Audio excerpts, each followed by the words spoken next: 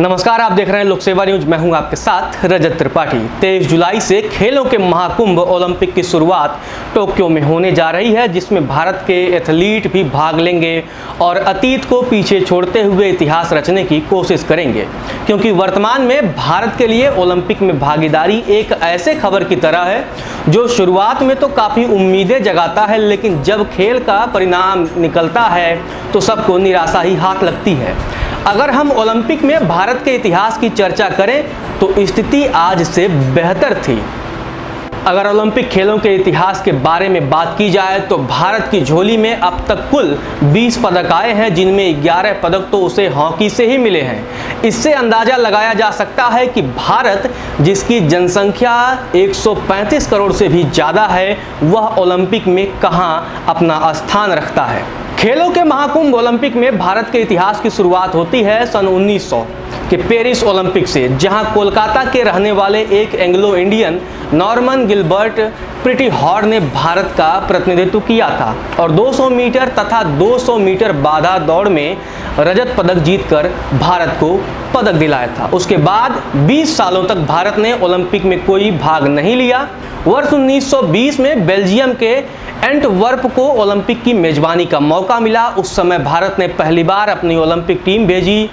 तब से लेकर आज तक भारत लगातार ओलंपिक में भाग लेता आ रहा है।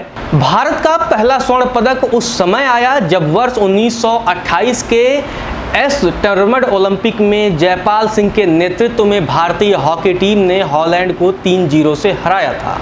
उसके बाद भारत ने पीछे मुड़कर कभी नहीं देखा और लगातार 5 बार ओलंपिक यानी 1932, 1936, 1948, 1952, 1956 में भारतीय पुरुष हॉकी टीम ने गोल्ड मेडल पर कब्जा जमाया।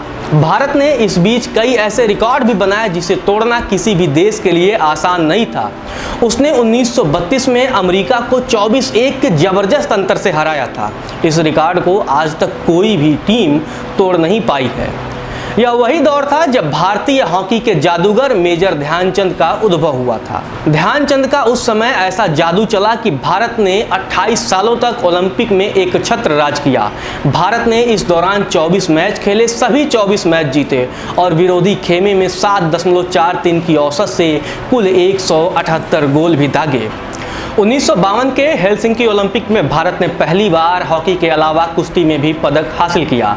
केएल जाधव के जबरदस्त प्रदर्शन से भारत ने कांस्य मेडल हासिल किया।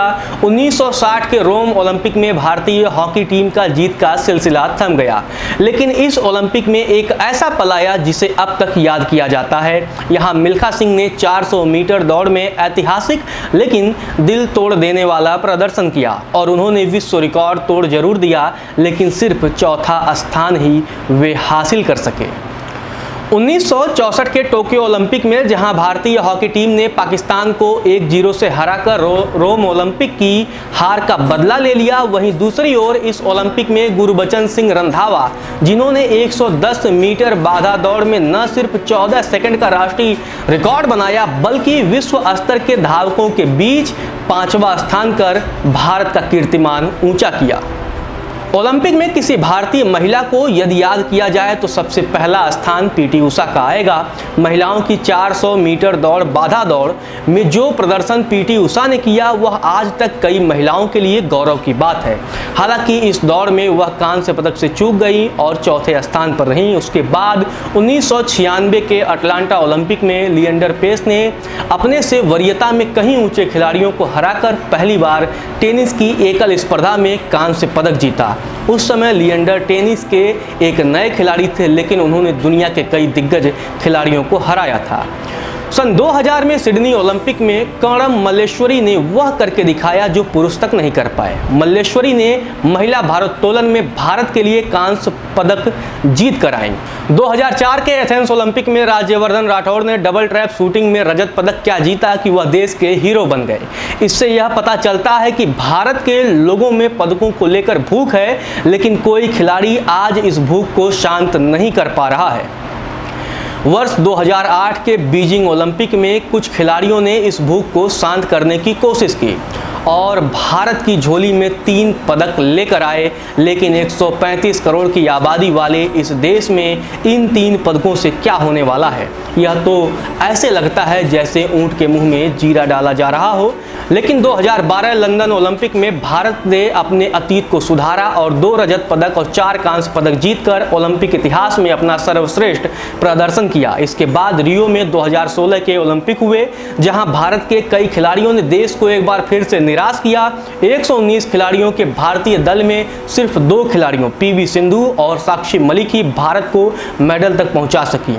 पीवी सिंधु ने सिल्वर और साक्षी मलिक ने ब्रांज मेडल हासिल किया। वहीं अब जब 2021 में टोक्यो में ओलंपिक होने जा रहा है तो निश्चित ही भारत अपना अब तक का सर्वश्रेष्ठ प्रदर्शन करना चाहेगा। हमारी तरफ से भी भारतीय खिलाड़ियों को शुभकामनाएं हैं कि वह टोक्यो ओलंपिक में भारत के लिए मेडल जीत के लाएं और भारत के तिरंगे की आन बान शान को ऊंचा करें। फिलहाल के लिए इतना ही। आप देखते रहिए लोक सेवा न्यूज।